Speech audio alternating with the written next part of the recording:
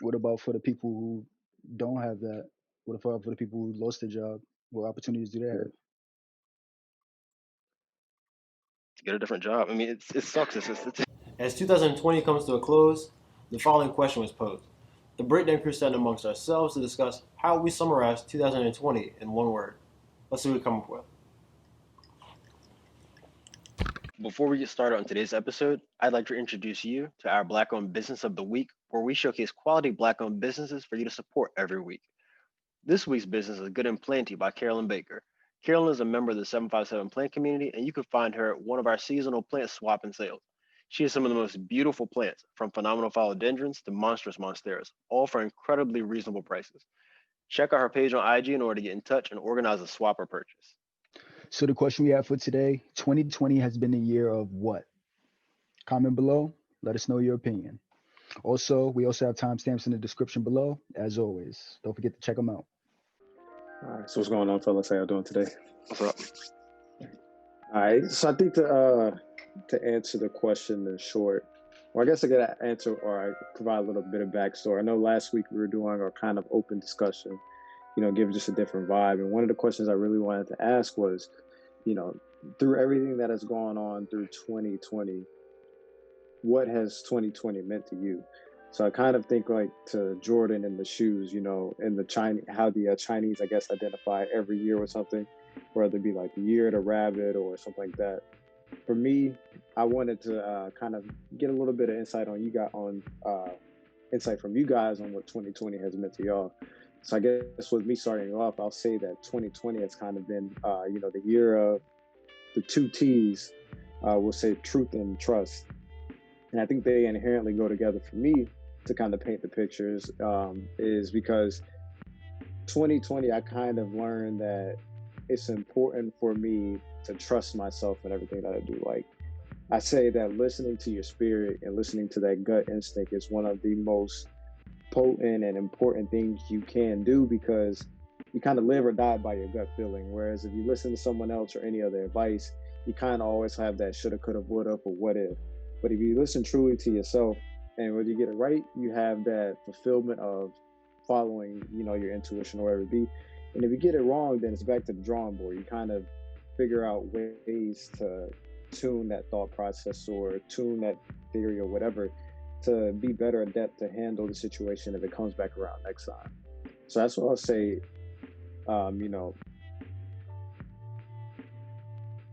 trust as the first one, or I'm sorry, was it trust? I'll say trust is the first one, and then, I'll say truth at the same time, is because I feel like a lot of people in our generation, per se, have lived their life in a fraudulent way. And I don't mean fraudulent like with a malicious intent. I mean fraudulent in a way to where they've kind of, been living a life based on beliefs that they might not necessarily truly believe. For me, I've never really been a big fan of this system, whether it be the 9-to-5 system, whether it be the criminal justice system, whether it be whatever system. I never really had like a solid belief in that system. So, I think us growing up in America, whether it be middle class, upper class, or, lower class, like we find ourselves with this question that we always ask ourselves, like, do we go into this system? Do we work, 40, 50 years in hopes of having enough money for retirement? Like that system in itself, that thought process, that was just really how I looked at it was like a sad way to truly go out. Like I never really had a lot of faith and belief in that system. So one thing I looked at myself and thought was, I have to eradicate this thought of just, doing something because I feel I have to do it, because mom and dad are telling me I need to do this, or because the system is saying that if you don't do it this way, then you're not going to amount to anything. So kind of eradicating that stuff and just learning to live my truth kind of revolves around you having to address those demons, or address those insecurities, or address those, or have those conversations with your loved ones or your friends or whatever that you really don't want to have. So for me, I accomplished, or I tackled all that this year. I looked at where I started 2020 at, or where I left, or where I ended 2019 at, and I was just like, man, I can't have another year of excuses. I can't have another year of thinking I'm still broke because I'm putting too much energy into this, or I'm not fulfilled as a parent because I'm not putting enough energy into this. I addressed all those truths, and then I had to trust in myself to execute those goals or those things I felt I was weak at in 2019, based off of just not wanting to be another victim of this cycle of just being comfortable with every 2 weeks getting your money, going through these phases of, you know, hey, I have my money, then I go out and I spend it on something, and I'm like, shit, now I don't have enough money. You know, I wanted to get to that point to where I acknowledge what needed to be done, and then I wanted to analyze what I could, or theorize on what I could do to change that, and then just put it all into motion. And so I say it's a year of, you know, truth and trust. What you got, Brian? What do I have? I have opportunity. So I took a different perspective on the question than Desmond did. It was more so I looked at how it applied to myself and then holistically as well. And ultimately, I settled on the answer of opportunity. So like in the beginning of 2020, none of us had the idea that we were going to be struck by COVID the way we have been. Like, this is truly unprecedented. And the reason I say it's unprecedented is the fact that even with the Spanish flu in 1918, it was a totally different world. For example, like you look at the way we're structured globally, how intertwined we are. Like, flights weren't commercialized as heavily until 1950, where they finally surpassed like the train as being the primary means of travel across wide gaps. And then also you think about vocation, so the way that we work is totally different than it was back then too. Like, back then it was factory jobs, then you may have had armed service people, and like the tech industry as we currently know it didn't exist. And the reason that I say 2020 was the opportunity, because this is the first time in a long time that the playing field has really been level. And I say level in the sense of we were all affected in the same way. Like, we were all hit by something that no one else had experienced in their lifetime that is currently alive. Not in the sense of saying that people didn't lose loved ones due to COVID, or certain people weren't as financially affected by it. That's true, but nobody had ever experienced this before. That's why I say it's unprecedented. And I've learned that in unfortunate circumstances, you're only a few smart decisions away from making it favorable at any given time. So like, no matter how bad it is, if you look at the situation, you can make it beneficial to you in some form or fashion. And so I think back to like the episode we did with the sisters from Soul Stir Tea and Wellness. So I had spoke a little bit about the two mentalities, the two contrasting schools of thought with the ant and the grasshopper, about being industrious, laborious, and then also the side of being more nurturing and taking more time for self-care. And I think that going back to that, there is nuance in between. I have problems with both camps. I don't see why they have to be mutually exclusive either. I really don't think they have to. I think our well-being is paramount, but at the same time, I have a problem with the victim mentality. Like, you have to fight back in life. Like, stuff is going to happen. And so with that way of thinking, 2020 presented us tons of opportunities, and I broke it down in a few different categories. It gave us the opportunity to appreciate our loved ones. So like, I went 9 months without seeing my mom and my sister. The first time I saw them this year was September, and I hadn't seen my dad since last year around Thanksgiving. So the first time I saw him was last month, and it was amazing. So you really appreciate the time with your family, to actually have face-to-face contact, be able to sit down and have dinner with my family, my grandfather and everyone, and, you know, hug them. And then also an opportunity to focus on our health and well-being. So like, with everything being closed down, you had time to really focus on yourself and think and reflect. You had time to exercise. Like, even though the gyms were closed for some period of time, you could still do that inside of the comfort of your own home, or outside if you like. And process your emotions, address issues, and then also make time for things that bring us joy. So even just something just as simple as going fishing in the summertime, like something that I enjoy doing. And then the last category I broke it down to is work and finance. So COVID forced us to get creative about the way that we work.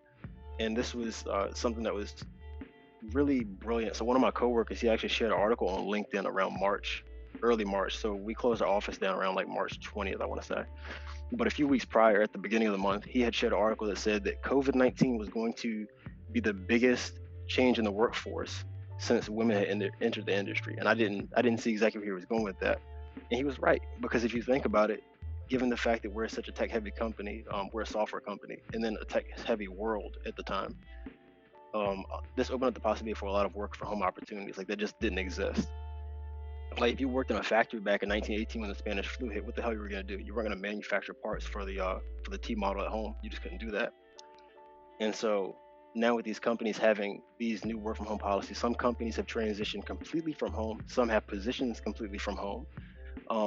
And that was all pretty much due to the tech industry. They were what propped us up during this hardship.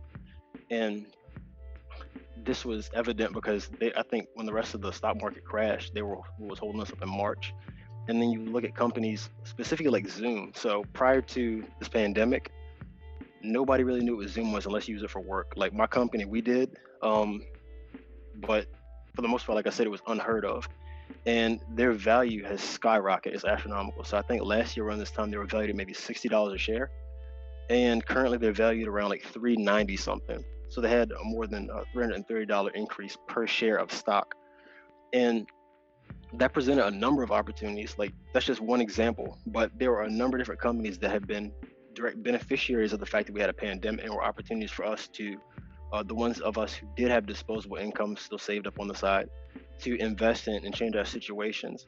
So, I mean, I can't count the amount of times that, you know, I've seen these patterns or seen different companies take off, or, I mean, I took advantage of a few of them, but at the same time, like Zoom, I could have kicked myself in the ass, because if I knew it was going to be like it was today, I would have dumped a lot of money in it around this time last year. But 2020 has definitely been the year of opportunity, and I say I've tried to take advantage of every single one of those ones I had just listed off, like those three basic categories. And it really set the table for us to walk into 2021 in a better position than we were this time last year. And I think that holds true for myself. You think there's you think there was more opportunities this year than in recent years Yes, because of the coronavirus? I do. Like Because a lot of people would say there isn't that many opportunities because people have lost jobs. So many people have lost jobs since the coronavirus has happened. I mean, I get that. There's definitely been job loss, but there's also been opportunities, like I was just saying, with like investing in the tech industry, and then specifically about like new work from home positions, like that opened up companies to consider and rethink how they handle their day-to-day operations. And so that in turn creates more jobs because you have more flexibility. You can now hire people who don't even have to be in the same physical location. What about for the people who don't have that? What about for the people who lost their job? What opportunities do they have? To get a different job. I mean, it sucks. It's a terrible thing. I'm not gonna lie to you. I'm not gonna get a different job. I'm not gonna act like that isn't a terrible thing to like be unemployed in the middle of a global crisis. I'm not. But I can say, like what I was saying earlier about the fact that even despite the worst circumstances, there is something to be done. If you have the right mindset, you can find opportunities. So somebody who has perhaps been in, I guess, manual labor in a physical setting, where they happen to lose their job, and then they happen to, let's say they wanted to be an author or something like that, and through the time of being shut down, they took that up and started being more passionate towards it and investing money in their business. Like there was I was speaking with one of my friend's fathers the other day about this one guy who does YouTube videos, and they're like those little phone interviews where they walk around like this and hold the phone to people and ask them questions and stuff. And this dude, at the beginning of the pandemic, I think his videos were making like 40 views on YouTube. And then so he transitioned to TikTok because of a female friend's recommendation. And now he has like 50K views. He's actually making profit off of YouTube, for example, and he just bought a Mercedes-Benz. So I say that to say, like, even with the people laid off, he was one of those people who was doing factory labor. He was doing manual labor, and he lost his job. And due to that, he actually did something he actually cared about. And then when it was time for them to open back up, he said, you know what? I can't go back. I don't want to do that. So if, like what I was saying, it really forces us to get creative in the way that we think. Like, it's difficult. Not everybody is going to take that route. Not everybody wants to, but it does open up the door for us to entertain that possibility if we so choose to. Okay. Yeah, okay. I got you. I agree 100% with everything you said, but the last part. And I think Josh's rebuttal was like a tangible versus theoretical opportunity. And I do think it's 50-50 tangible and theory, just because those same opportunities were there last year. Like that person you mentioned that is now on YouTube making all this money, they could have did that last year. People that are investing in stocks could have did that last year. So I think it's tangible and both theory 50-50, because it's now at the foresight. Like, people have had a lot of time to think. People have had a lot of time to reflect. And they are now capitalizing on these opportunities that were there for them before this global pandemic. So I think it's 50-50. Like, it's hard to just say it's tangible opportunity and then there's theoretical opportunity.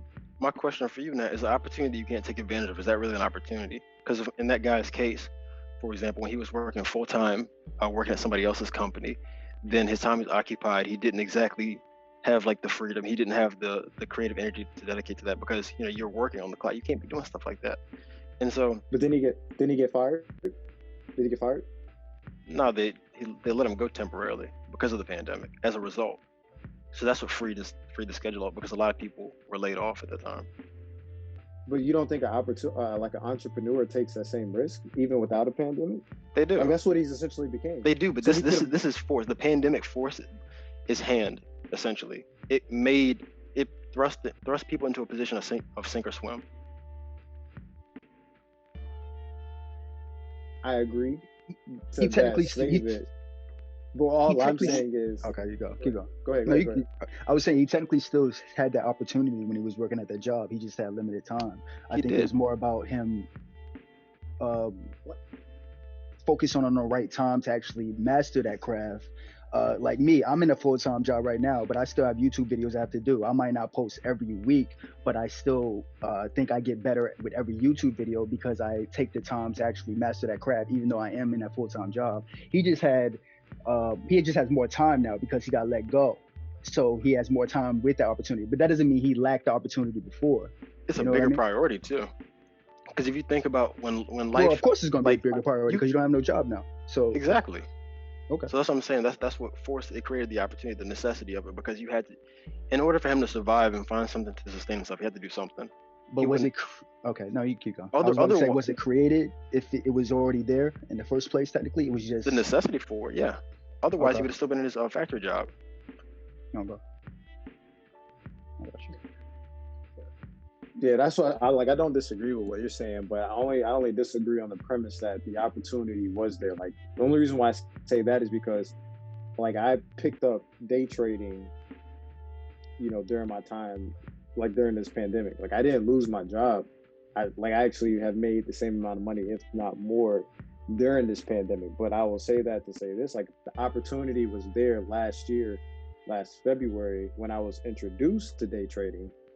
The pandemic has just gave me more time to sit at home and think about more ways I can multiply my money, rather than, going into office, spending money, for breakfast, lunch, and then my second lunch, rather than, doing what I'm doing now. Like, that's what I'm saying. The opportunity was still there. Like, he could have, hypothetically speaking, quit his job last year if this was something that piqued his interest. The same way we could all quit our job right now and give 100% to this podcast. I will only say that to say this is that, the only, I guess you could say, factor that would be present last year versus now is struggle. Struggle pushed him to go into this route of YouTubing. If he would have quit his job last year, that same struggle would have pushed him to become the same quality content creator he is now. That's the only thing I'm saying. That's why I say it's that 50-50 tangible versus theory, because those opportunities are still there. It's just waiting on you to act on behalf of them. Like I said, I don't have no qualms or anything. Like, I agree with everything you're saying, but at the same time, I'm at this bridge where, like, no, I don't want to say, like, the pandemic forced him to do this. I think the pandemic just, like you said, presented the opportunity for him to chase it without any other stress other than being dead broke. Right, because you're already at the bottom. It's like, I say it presented an opportunity because that was a risk that most people aren't willing to take. like if it comes to quitting your job and dedicating your time fully to something. Like think about Emmitt. Emmitt, he's a success story. Somebody who did that. He's a co-owner of a chain of barbershops in the Hamptons area. He quit his job full time because he realized he was making more money cutting hair than he was at his job doing finance. And so that's a scary thing. A lot of people, when they get to the edge of the cliff and they look and they see that, okay, this is a leap of faith that they have to make, they kind of get talked out of it. But with the pandemic, like I guess what we're both trying to say, I guess we can both agree on the fact that now jumping isn't an option. You have to do it. And so in addition to that, I would also say that isn't time an asset? Isn't that the ultimate asset? If someone affords you more time?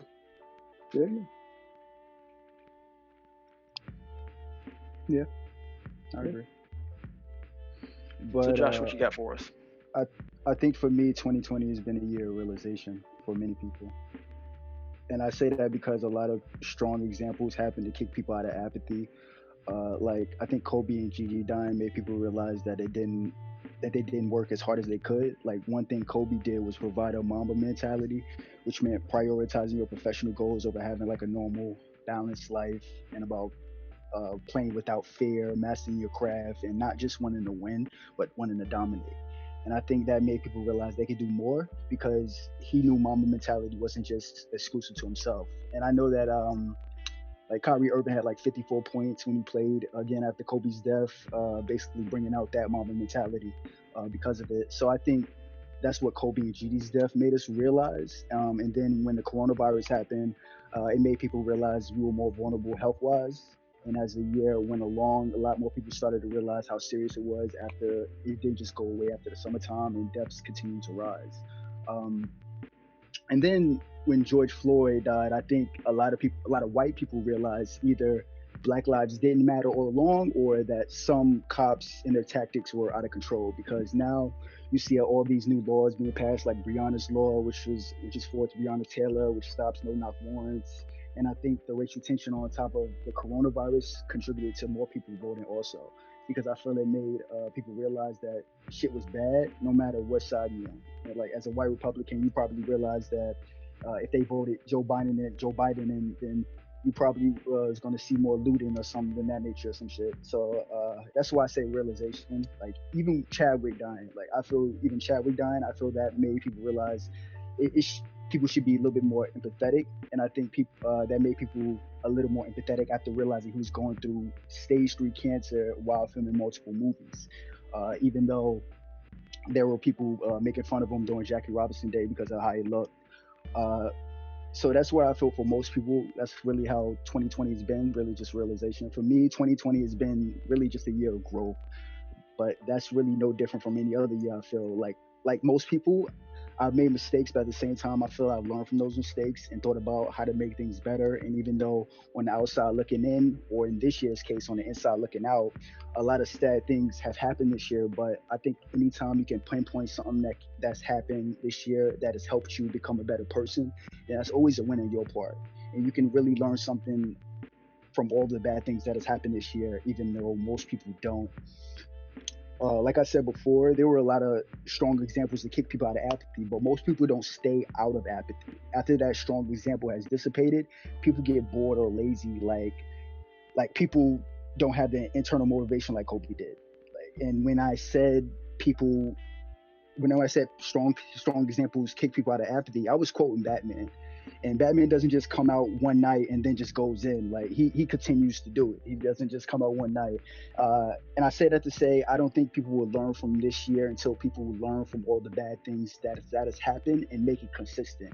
Like I'm sure there's people that stopped the Mamba mentality right when the coronavirus hit. And I'm sure there's going to be a lot of people that stop taking coronavirus seriously when the New Year start, because a lot of people just feel like when the New Year start, she just starts over in that case. And even with Black Lives Matter, I feel there's a lot of temporary empathy that came from white people. Like there was even reports that NFL teams was looking to work out Colin Kaepernick and sign him, but it turned out to be out of guilt. So that's what I say. So that's why I say I learned from like the bad things. That's why I say just learn from the bad things and just make it consistent. But really for me, 2020 has just been a year of realization. Josh, on the episode that I cited earlier, 51, where we did with Soul 13 Wellness, we had spoke about how we had been affected, because I think this is actually we were kind of a beneficiary, or from a creative standpoint, from the coronavirus. Us as a podcast, like we used to meet at my place, and now we're able to extend our range and do Zoom meetings. So now, as a result of that, that allows us to work with people like Marco Perry in Canada, or people like Jacob Forensic over in Slovakia. Like we wouldn't be able to have those people just come and sit at the table with us. And just a passing thought. And so on the episode 51, which was brought about because I had asked Christina and Aaron about doing an episode with us, and they had posited the idea, okay, can we do a virtual one? I thought that was great. And I mean, here we are now. And you had, on the episode, you had mentioned that not much about your life has changed since the onset of the pandemic and people having to self-quarantine. Like the only thing you didn't like was the fact that people lost their jobs. And so my question for you is, what would you say was the biggest thing you struggled with this year, if you weren't really that affected by anything other than the fact that people had lost their jobs? Overcoming laziness, I would say. Just making sure I don't get too, not big-headed like Monte said, but really just too lazy and not doing things because you feel you have time. And I don't really think that's really exclusive just to this year. I think you probably maybe happened more because of the coronavirus, and I was just inside more. But really, that's all. You're just trying not to get too lazy and make sure you stay active. Yeah. I mean, also you're older too, and with that, I mean, I've known you for a number of years. I'd like to think that you've gotten wiser over the years too. Yeah. You definitely matured a lot. And so Yeah, the that's idea why of you being able to yeah, take that's why I advantage of say things you weren't. 2020. Yeah, exactly. That's why I say 2020 is the year of growth, but that's really every year. Like you should be growing every year. I don't mean growing as in you have to like this year you have to get out of your mom's house, and the next year you got to have kids, and next year you got to be married or something like that. Just growing with what you like to do, just things that you enjoy, and just growing as a person, just becoming a better person in your eyes. In some form or fashion. Like to Exactly. be stagnant is actually an illusion. I think one of my coworkers, we have a weekly meeting amongst the project leads and our manager, and so they were saying that you never truly are stagnant. It's either you're moving forward and growing, or like if you're stagnant in the sense, that's actually like regression because you aren't going anywhere. Like there's no kind of movement. Yeah. Which I just thought that was really a neat idea. Des, what did you struggle with the most this year? Because I think you were in the same line of thinking as Josh. Discipline. I say discipline just because when I was going into the office, like I had a really rigorous set schedule. Like I woke up at a specific time. I knew I had to leave the house by a specific time to have my son at daycare. I knew I had to be to work at or in my parking spot at a specific time so I can make it to my building on time. I knew I had to leave work at a specific time so I could avoid all the traffic. Like I was really into just this habit or this routine. And when all of that kind of dissipated, I stopped running out of ways to challenge myself, because I think we had talked before when I had mentioned like some people will complain about traffic and be like, okay, this is the reason why I'm late, but they won't enforce any boundaries or any plan to change that. So I had challenged myself to be on time for these specific activities to make sure that I was no longer late for work.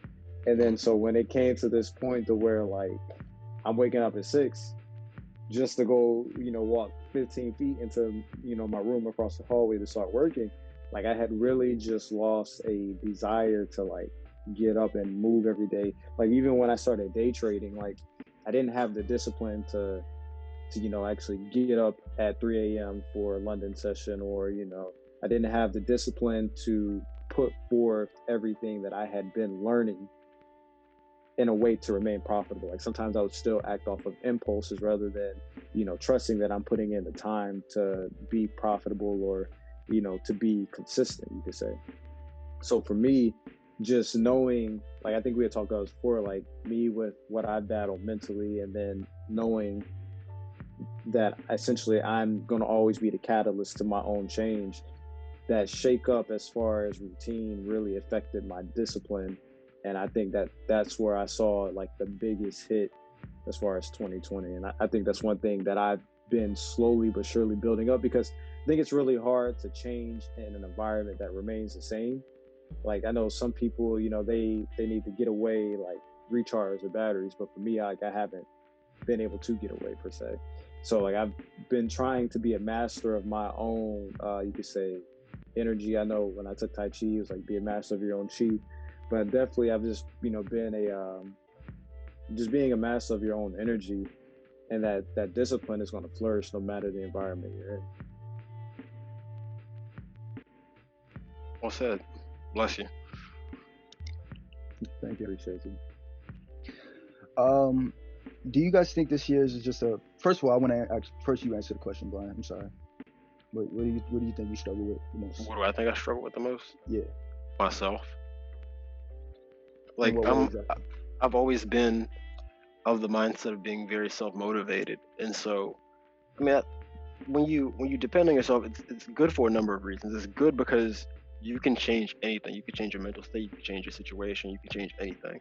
But it's also very energy consuming. And so with it, trying to find the right balance of taking the time to care for yourself properly and still also get shit done and stay driven. Like, I enjoy that. I love that about myself. I love being this way. I love doing it. But it's easy for you to run yourself into the ground if you don't properly regulate yourself and make time for things that matter. So that could look like me not doing yoga in the morning, first thing when I wake up in the morning for a month, because that happened. I mean, it's inexcusable because that's a standard that I like to hold myself to. But that's something that did fall off, and I did sacrifice, but I was able to get back to it. So with getting everything set up to where I can properly care for myself and do so and continue to move forward and be successful in a maintainable way, I think that was the biggest struggle. Do you guys think this year is just a prerequisite to things to come? Yes. Things that you do? Mm-hmm. Why you say that? Because, so this is, think about just like with... I mean the bad things too, from coronavirus. Yeah. Okay. That's what I'm saying. So mainly with Corona. This is the first time that we've been faced with a virus like this, and that an actual illness, because we have swine flu, we've had all kinds of things before in previous years. But nothing was this bad. It didn't force us inside. It didn't force us to close down schools. We didn't have to have people walking around with masks or anything like that. So I do think that just the nature of biological organisms, so for example, the viruses are going to continue to evolve. There's going to be ones that we've never heard of before, things that we've never seen. And so we have to really keep that in mind. And hopefully next time this happens, we'll be more prepared for it and be able to adequately address the situation in a timely fashion. But that was just the most immediate thing, because that showed us, if anything, how unprepared we were for something like that to hit. And I don't think that this was the end of it. So like what you're saying, like apathy is driven off by the continuation of bad events, and that kind of like shocks people. And it's kind of very cyclical in that sense. How something bad happens, people are aware, people do things, like with George Floyd's death as well, and then the apathy sets in. And so like the good thing about that is, to counteract what you're concerned with, Josh, there's no shortage of bad shit that happens. There's always going to be something. The thing is to learn from it, though. Yes. That's the thing. Yeah. Correct. What do you say? Des? I think it was a prerequisite. I mean, yeah, this year is a prerequisite of things to come. Are you taking the like literal context or literal definition of prerequisite? Not really, no. Okay, so you're just like asking if this is a window of what we can come to expect in the future. Exactly. Okay. I mean, I can't call it that one, man. Like, do you think more Republicans gonna get? You think someone else like Donald Trump is going to come in the next 10 years? Do you think coronavirus is going to turn into something else? Like Brian said, it's just going to keep evolving. Do you think more people are going to die? Like what, Thanos is going to snap? Everybody, half of the universe is going to be, what's going to happen? I don't know. Yeah, that's the thing, man. Like I only reason why I say I can't call that is just because like it really has just been like an unprecedented year. Like, yeah, we can say, okay, we had the Spanish flu. We've had all these other viruses that have come and gone, but there hasn't been like like in my lifetime or my parents' lifetime, there hasn't been a virus that has shut down the entire world. Like, I was at the gym earlier and I had just read that Germany was going back under strict lockdown during the Christmas holiday. Like, to say that it's a prerequisite or like it gives you a window into the future, man, it's just kind of hard to tell, because I think there was a lot of blunders during this time, and I think you kind of get a feel for at the same time like how much people don't value human life, but that value has been there. Like, that perspective of value has been there. You know, you can easily just think back to slavery. You can think back to the way, you know, blacks have been treated in the army. You can think back to how Japanese Americans were treated, you know, during the 40s. You could just think back to all these conscious and unconscious bias, you know, whether it be, you know, whites on blacks or whites on Asians, or how black people view each other or any other race, like that. Those biases have been there. I think that if anything, we're just seeing, like I said before with the election, like, I think we're just seeing like everything that we're seeing right now, there's been some blueprint for. I think that coronavirus has just heightened the talk around it, I guess you could say, or the effect of it. Like to answer, I can't give you a solid, just because in my technical mind, like, I'm going off of the true definition of prerequisite. Like, we had to go through this to experience something in the future, like to pass the next course. And to be honest, like, I don't even think we passed this. Like, I think there are so many blunders with how coronavirus was handled. You don't think like the swine flu? You don't think like swine flu and all the other things got us ready for this at least? Hell no. No. Hell no. I was just asking. I had to ask. Didn't the task force that was assigned to like pandemic and virus or disease response, didn't they get dissipated? Yeah.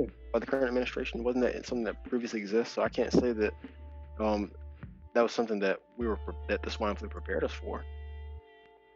We got caught our pants down, really. Okay. So like, I'll say, like, you know, what I'll say is this: there's always a glimpse into the future based off of what people can anticipate. Like, if I'm not mistaken, I think I had heard something like somebody had posted this this video of Obama coming out, you know, or not coming out, but Obama speaking on a potential virus that could do what Corona has done. Like, I think that there are people in positions of power that are going to speak on possibility, but I don't think Americans have come to function off of possibility. Like, I think Americans like to function on what is, and even then, there's so much doubt on considered what is, that, like, I don't think we've learned from this. I think we, as a collective, like you, Brian, I, and people that share, you know, our same level of, you know, technical analysis, or, you know, however you want to look at what has happened in this time period. Like, I think we have taken this and we have learned from it, you know, moving forward, of how we can be better citizens, or better, you know, better neighbors to our neighbor per se. But I don't think America as a whole has, you know, adopted this mindset, just because, you know, we got to look at, you know, minorities, like, not minorities in a sense of color, but minorities in sense of percentages.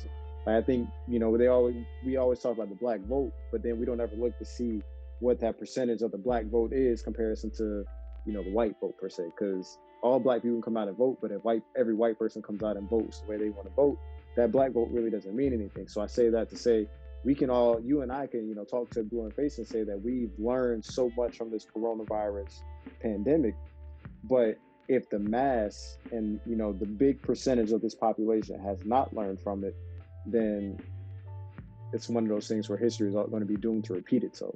And we're going to see, if we see another pandemic, then you can expect the same results, because those minds aren't just going to change, you know, over the course of 24 months. Like, sometimes tragedy has to happen for, you know, for people's minds to change, unfortunately. That's basically what I was talking about. Yeah, that's what I'm at. But what do you guys think contributed to this year's failures, and do you guys think those things are on their way to be corrected? When I say this year's failures, I don't mean necessarily your failures. I mean the world as a whole, or United States anyway.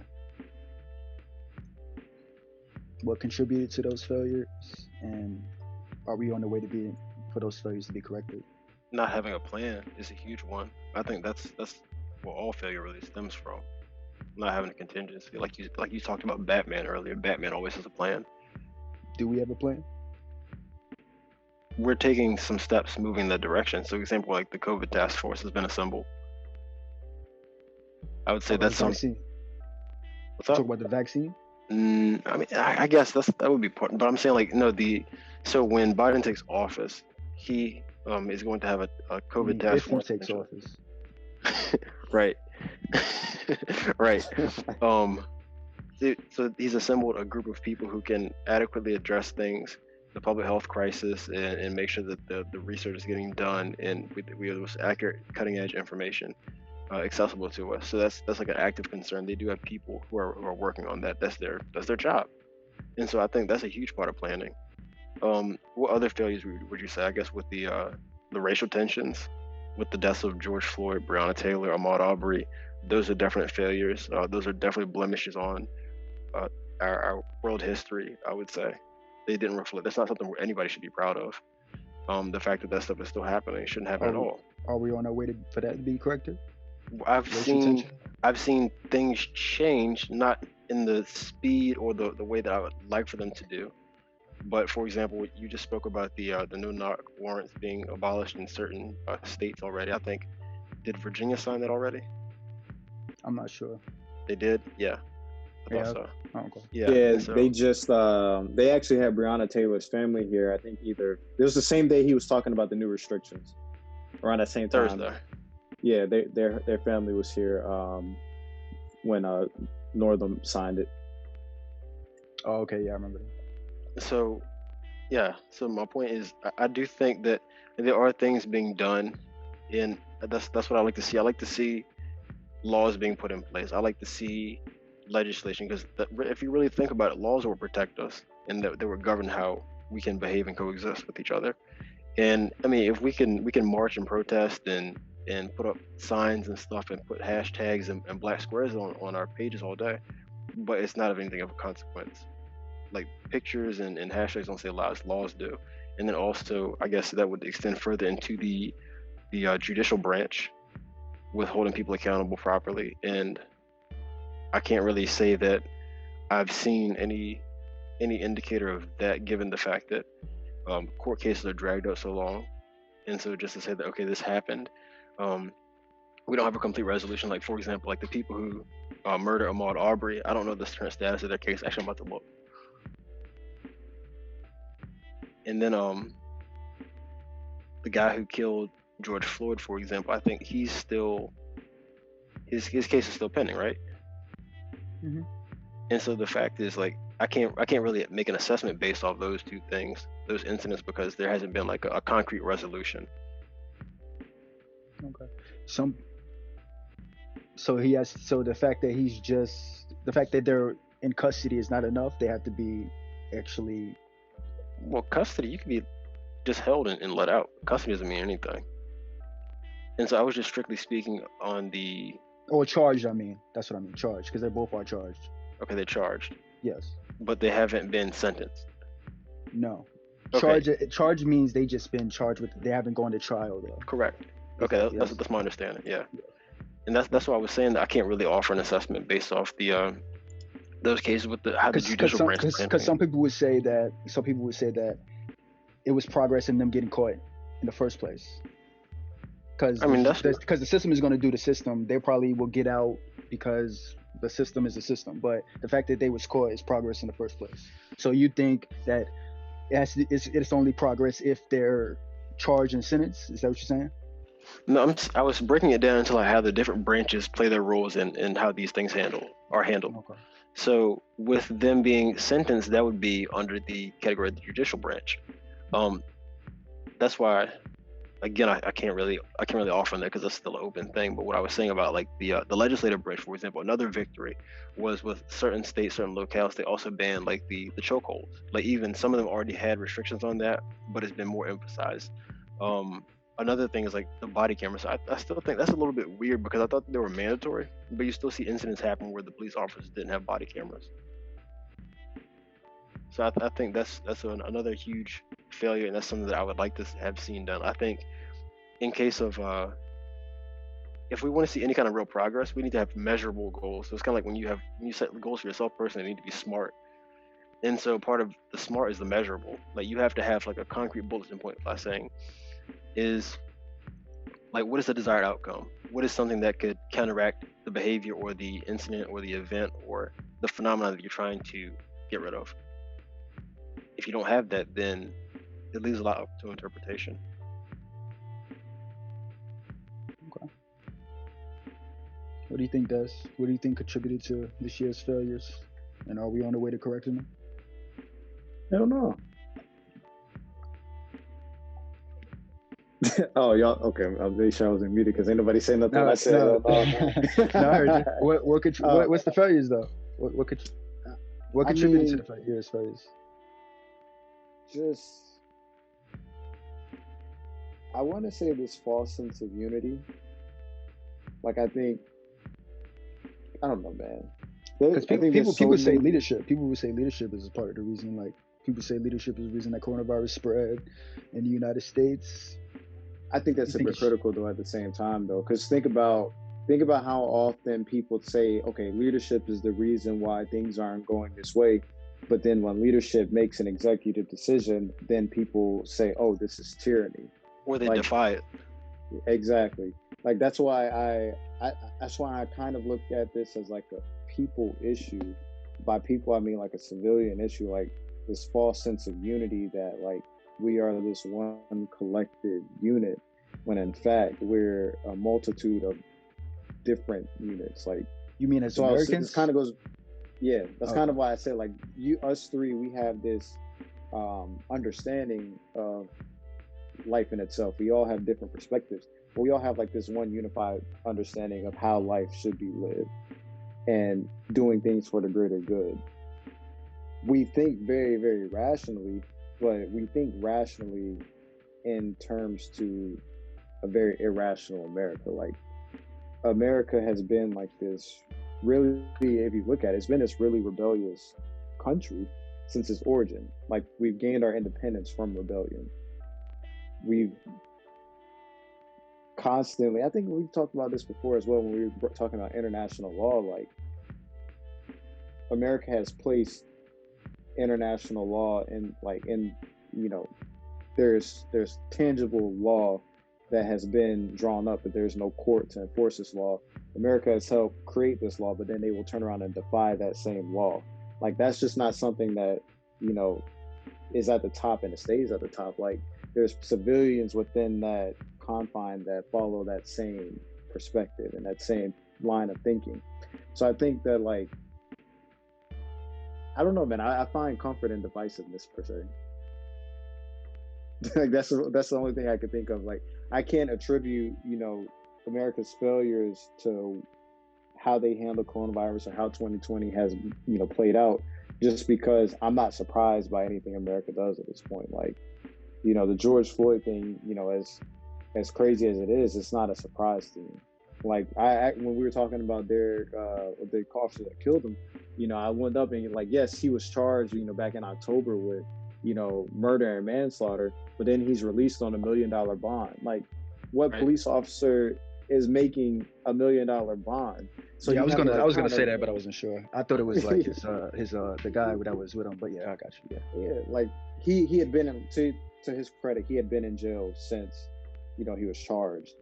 He was charged in late May, so he had been in custody, police custody for that entire, you know, 5 months. But the fact that you get out on like a, you know, a $1 million bond, like, he didn't pay that bond. Like, people have the ability to pay other people's bond. Like, there's a percentage of the population that sympathize with this way of thinking, and it's those same people that kind of think that like everyone's problems originate from themselves, when it's kind of like, you know, everyone's problems will originate from neglect of the masses to the minority. And it's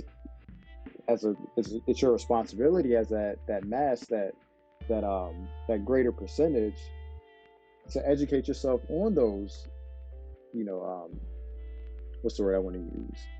Like, it's your job to, I guess you could say, it's your job to educate yourself on those injustices, but they choose not to. So I can't expect someone that refuses to educate themselves on injustices to work as a collective unit when we haven't been working as a collective unit beforehand, per se. That's what I'm saying.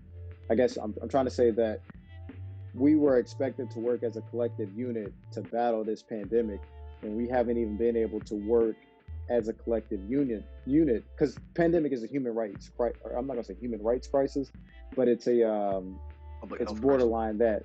That it's a health crisis, and the police brutality against Black has been identified as a human rights crisis. So if we can't even come as a collective to stand up and do what's right for a minority of our population, I can't expect that same thing to transpire for a worldwide health crisis, per se. So that's why I was saying, like, I don't have a clear-cut answer, just because I'm not surprised by anything that has happened. Like, I was just listening to, my dad had something pulled up the other day, and I didn't ask him who was speaking, but it sounded like it was a representative of some sort. And, you know, he was out, he's like, we appreciate you guys for coming out, for showing your beautiful faces. Like, they tell us to wear a mask when we say no to tyranny. Yeah, and I was just thinking to myself, like, what? I think he's actually a congressman who just got elected. Yeah. He said that? Yes. Yeah. Yes. Interesting. Okay. In the state of Virginia. Oh, he's in Virginia too? Yep. Damn. If Desmond's talking about the same guy that I think he is. Oh, you saw it too? Yeah. Damn. You say no to tyranny. Desmond, you said. Continue. You go ahead. No. I was just saying. You see, like, what Josh was laughing. I was like, now you see why I can't be surprised about what is going on, just because. I mean, it's been there. Like, nothing we're going through is unprecedented in the sense of how people are responding. Okay. What are you saying, Brian? With the caveat about unification, I was thinking about, has there ever been a time we were actually unified as one group of people? And I do think that there was a time around 9/11. That's where we were all Americans. Like, that was what was being spouted in the media, and like that's how it was perceived in the news, at least for a temporary point of time or time span. You don't even agree with that? No, because even though we might was like together, but we would still be mad at anybody who looked Muslim or anybody who looked Middle Eastern near us. Like, there was still a lot of hate crimes going on against people of Muslim descent, or people who even looked like they was of terrorist descent. Right. So it was like what Desmond said. It was a false sense of unity. I see what you're saying. So, like, just because you're banding together just because two halves that are divided, unified to divide themselves against another group of people that isn't exactly unity in its true sense of being unified as a collective, which I'll take that. I'll concede to that point. But Des, you did say one thing that really stood out to me, and I wanted to see if you could speak on that a little bit more. You said you find comfort in the divisiveness. Yeah. I say that just because, like, history was my favorite subject as a kid. So if there was something to read on American history, I've read it, as far as like just the basic sense, not like on a collegiate level to where I could give you, a 5-page paper about it. But like, I say that because I think my constant theme on this podcast over the years has been like, everything that is going on there's precedence to it. There's a blueprint for it. So with me being familiar, it's one of those things of being like, you can't be disappointed about something you already know that's going to happen. So with me already kind of like anticipating what people's responses are, not just based off of knowing the psyche of that person that's getting ready to speak, but to know what their predecessors before them have already, spat out, I can kind of tie everything together. So kind of just knowing the response of the people that have different views than you before they even, get to say it, takes that ambiguity away. Like, people are like truly surprised, about certain rhetoric, whether it be, the white nationalists. Like, I'm not surprised by that stuff, just because you can easily just look at the KKK and you know how members of the KKK have been at some point in their life in the circle of the most powerful people that run this country. So if you take all of that stuff into consideration, a lot of what's going on isn't a surprise. Like I think even Josh can tell you, like when you look at Malcolm X and you look at Fred Hampton, you look at all these Black leaders who have been doing miraculous things for the Black community, ultimately reaching their untimely demise. Whereas you have these white leaders per se that have, you know, spat nothing but divisiveness. They see their entire lifespan. Like they get to see their death for what it truly is. Like they reach their natural conclusion. Unless you're JFK. Like they. Unless you're what? I was like, unless you're JFK. Yeah, unless you're JFK. Yeah. They get to reach their natural conclusion. Whereas like Black leaders who have done, you know, insurmountable things for the Black community, or have like preached, you know, Black unity, or anything that has been pro-Black in a sense of like, not even pro-Black as in being anti-white, but pro-Black in the sense of like a band of brothers, you know, like unifying and building each other up, that is met with, you know, a nail and hammer rather than, you know, pencil and paper on ways you can continue to build this up in a way that's beneficial for white America. So I kind of look at this thing like, yes, we have been indoctrinated into white America, but we haven't truly been accepted into white America. Like I think we're just we're a small player in a big field per se. And I think when you kind of get that, when you come to terms with that, I think it's a lot of every conversation becomes a lot more comfortable. Like opportunity is there, but opportunity is not there in fleets the way it is for our counterparts. And you know, we had that conversation as well, to where like, you know, you guys might know, you know, people same age group as you, but of a different skin tone, having, you know, less qualifications than you, but getting, you know, the same job or better than you. So what you meant by the definition of comfort with the divisiveness was in the sense of familiarity. So yeah. Comfort in the fact that you know what to expect, and you know what you're getting into. Exactly. Exactly. Okay. So anything else you guys want to add? I'm a little. Go ahead. Go ahead. I'm curious on. Everyone's here so polite. I'm curious on what you guys' thoughts or wishes for next year in terms of not having resolutions, because I mean, if you're waiting for, I think we're all the school thing. If you're waiting for a new year for stuff to happen, or as that is the catalyst for you to do something, you're already kind of lost at that point, or you're doing yourself a disservice by waiting for that. But is there anything in particular that you would like to do better next year? Everything. I think there's always room for improvement in everything you do, and if you try to prioritize one thing over the other, you could become blinded to the thing you're not thinking about the most. So I would really say it's room for improvement for everything, and you should really prioritize everything, try to get better in every aspect, because if you don't, you're just going to leave some shit behind, and you have to deal with that in 2021, and then you might, I'll deal with that next year, and then you're going to do the same thing. But deal with it all this year, and then go for it. But I would say everything, really.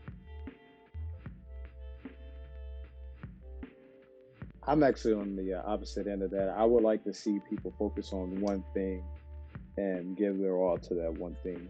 Just because, you know, I don't want it to be confused with what I'm saying. I'm talking about myself. I'm not talking about everybody. Yeah, I know. Oh, okay. I'm not talking about everybody. When I say one thing, like when I'm speaking on behalf of myself to everyone else per se. So like for me, my one thing would be like financial stability. Like I'm going in all guns blazing on financial stability, but I know that I can go in all guns blazing on financial stability because the prior year before that, I was going all in on trust and truth. The year before that, I was going all in on evaluating and reevaluating my mental health, if you get what I'm saying.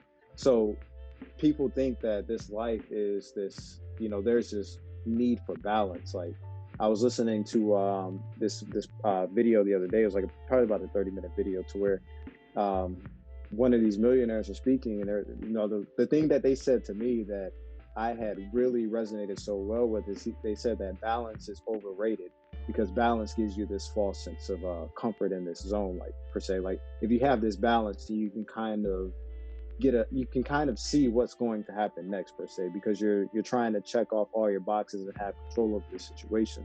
Whereas if you are putting your all into this one thing, you know for a fact that you're going to be in a better place than where you were before. Like you can fail at 364 things, but you would have succeeded on that one thing to make that year truly successful for yourself. So I would say, truly identify with where you want to go. And I say again that I'm speaking to myself on behalf of everyone else. I would say truly identify where you want to go and go all in on that one thing that's going to push you to truly chase what it is that's going to get you to where you want to go. So for me, like I'm going all in on financial stability. So I'm going 100% in on any type of knowledge that I can obtain to get me to that financial stability per se. So what if your mental health starts to deteriorate this year? What are you going to do? I put in 365 days already, man. What I say is that extinction bursts can happen though. Relapses can happen. You don't think so? Relapses do happen, but relapses only truly affect the people that haven't learned from their mistakes per se. Like relapses can happen. You can do anything in your power to try and prevent them from happening, but they will happen. But I've also said, before that, like I truly believe in what it is that I do. So if I'm putting all this time in, I'm leaving a margin for error to occur. So I'm not truly disappointed, because I think, people have these relapses and they be like, well, damn, I haven't grown. And it's like, you have to think, like, you used to have these relapses, 3-4 times a week. Now you're having them once every 3 or 4 months. Like people are not keeping their lives in perspective. It sounds like you're saying you're perfect though. Like you're like perfect cell. Like you just absorb Android 17 and now you won't make a mistake now. Nah, that's why I said I leave a margin of error open for myself. Like I know I'm not perfect, but I know that there are things that I can do to be proactive instead of reactive. Like I think we've said before, a lot of things with mental health are because you're living in a reactive state of mind. You're just waiting for something to happen to react to it rather than doing. Like that's why I say dedicate your time to this one task, because if you fail at 364 things, you were successful at that one thing. And if you could take that one victory, then you have the multiplier effect. Okay. So that's why I say 1 year focused on mental health. Next year I focused on trusting myself. Now this coming up year, I'm applying everything that I've learned those past 2 or 3 years, and we're gonna apply it together. Cause it's like that. It's a compound effect. Like we said, multiplier effect. It's a compound effect as well, where we're building on knowledge that we've already obtained over the prior years and experience. The problem with that though is people don't have the patience to just sit on one thing a year like you did, like mental health all year, and just fix it. That's the thing. Successful people do. They do, and I would also say people underestimate how fast the year goes. Like I can tell you, January 27th, I went to the gym after Kobe died, and I cried doing leg presses. I can tell you that because it feels like it just happened yesterday, but here we are almost 12 months from there. Like these years fly by.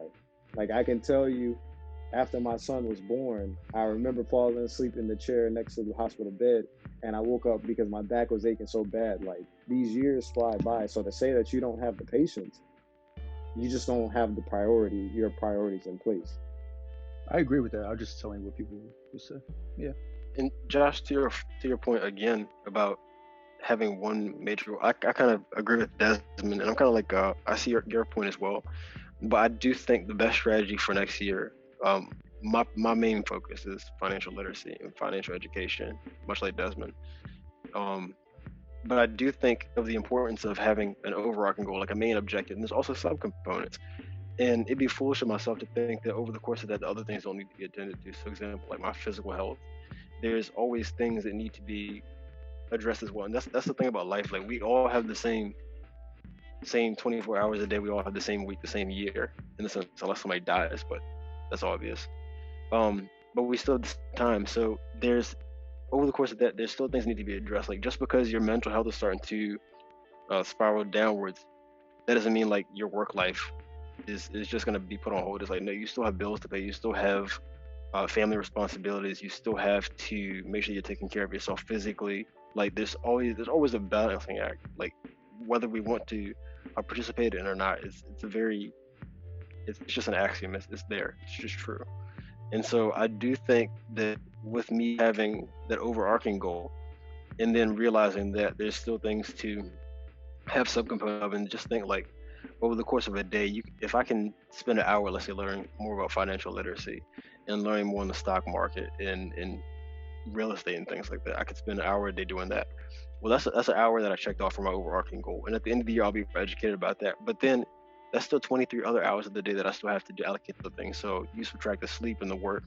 So it really comes into how well you're able to manage yourself. And I say that instead of managing time, is because time is just there. You have to put the patterns and the habits in place for you to be able to get things done. I definitely agree with everything you just said. Absolutely. Because I was thinking it's more about managing. I was gonna say manage time, but I got what you mean. Gotcha. Anything else you guys want to add? Yes. No. All right. You got an album of the week? Nah, I don't.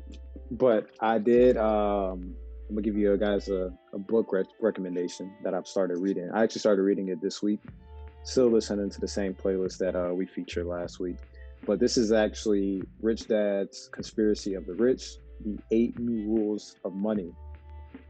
Found this downstairs in my dad's library, so I'm gonna read it and then I'm gonna put it back. But I do recommend it if you've read, Rich Dad Poor Dad, or I think the other one is Rich Kid Smart Kid. That's the one that I recommended a few months back. But if financial literacy or if anything we said today has resonated well with you, whether you want to get into stocks, day trading, or just better way to manage your money based off of your current salary, like these books are key. Like I'm pretty sure any of your mentors will tell you that reading is essential to the knowledge that they obtain and to maintaining that psychology that makes them successful. So pick up a book. Don't listen to no music this week. Actually, Des, I'm gonna have to disagree with you there. Didn't Man in the Moon 3 come out this past week? It did, and I did tell I thought he was gonna be. I thought that was gonna be last week. I did tell y'all after we got off the air that like we're official on ABC Nightly News or something. No, I did tell y'all that was going to be my recommendation or album of the week for this week, but I never listened to it. I only listened to like the first 7 songs, and I was like, I don't want to recommend something that I haven't fully listened to, even though this is one of my favorite artists. It's from my childhood. Like I still want to do my due diligence and listen to what I'm telling you guys to listen to, same way I'm like currently reading what I'm telling you guys to read, because it's been impactful. Like yes, the first 5 songs are fire, but it's a 20 song album. Like I don't want to tell y'all the first 25% is good and then the next 75% isn't living up to my expectation. If you guys have enjoyed anything that I've mentioned thus far. Okay. So it might be next week. Yeah, you might never, it might be next week. All right, then. You guys check out the book. So we're going to wrap up this discussion. If you guys enjoyed the video, don't forget to hit the like button. We're going to see you guys next week. Peace. But while you're here, be sure to check out other great content from the Breakdown crew, including previous episodes of the podcast, Joshua versus Movies, Joshua versus Music, and of course, haven't forgotten about my plant lovers, Feel the Love. Just check out this begonia.